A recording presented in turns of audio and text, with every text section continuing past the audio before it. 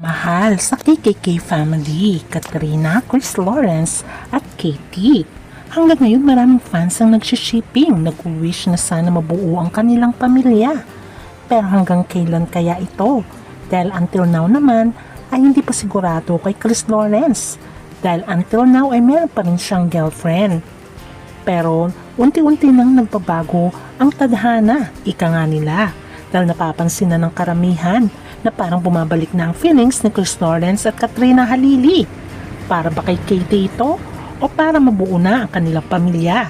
Ating alamin ang kanilang sweet moments at ang kanilang bookingan. Ano kaya ang kanilang favorite theme song? Ating alamin.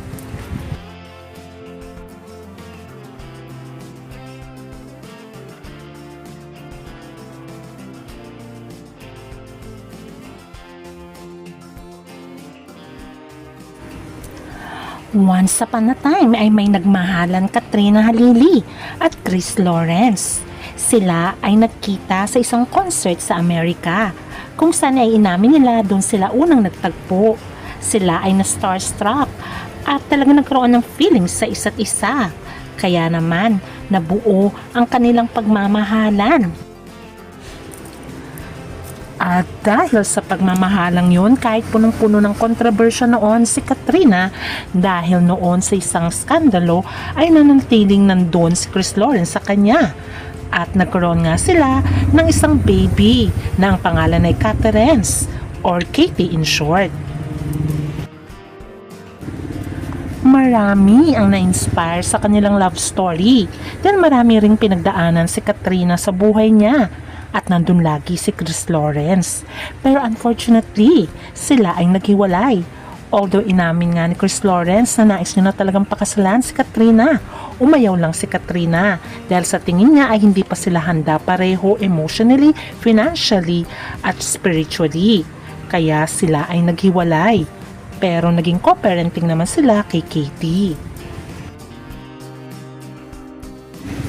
Sa kanilang paghiwalay ay nag-concentrate si Katrina Halili sa kanyang anak na si Katie.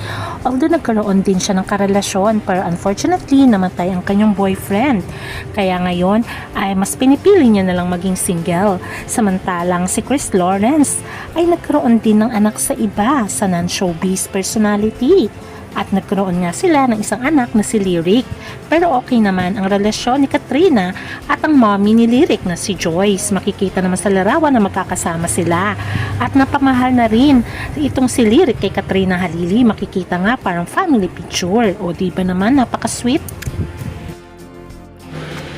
After ng hiwalayan ni Chris Lawrence at mommy ni Lyric na si Joyce ay nagkaroon ng girlfriend itong si Chris Lawrence sa pangalang Carmina K. De Leon. Until now ay sila pa din.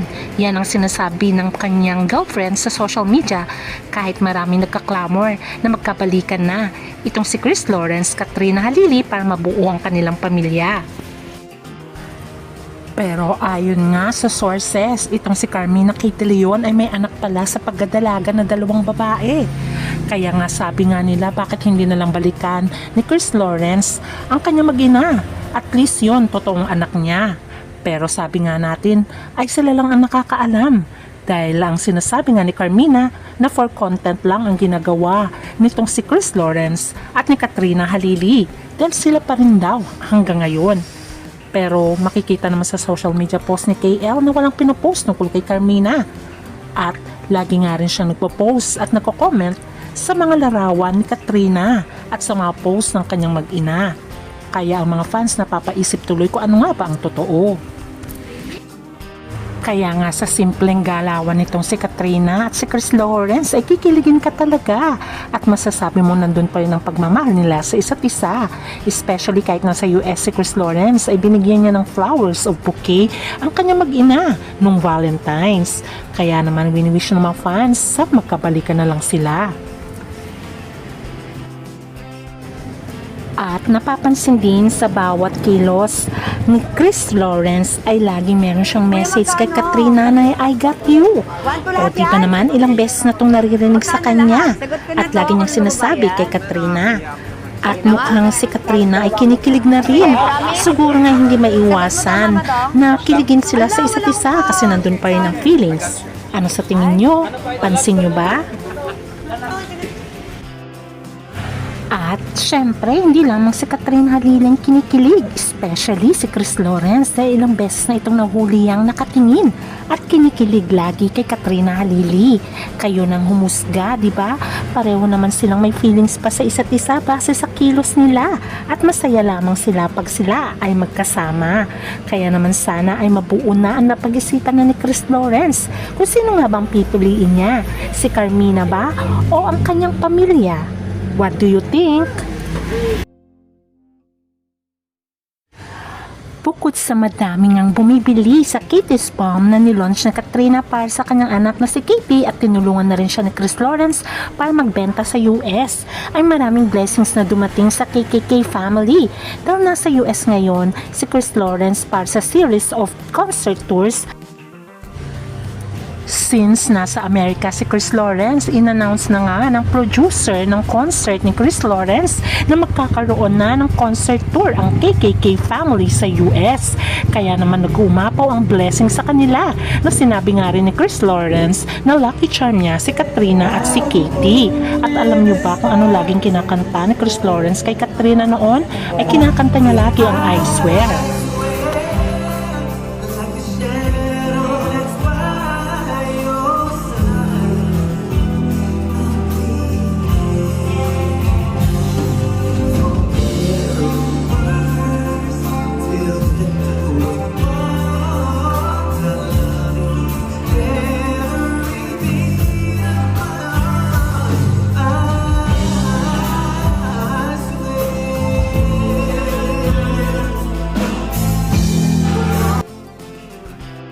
Tulad ng sinasabi ng iba, kung co-parenting lamang ito, ay marami na rin masaya dahil magkasundo na si Chris Lawrence at si Katrina Halili na matagal din talagang hindi nag-usap.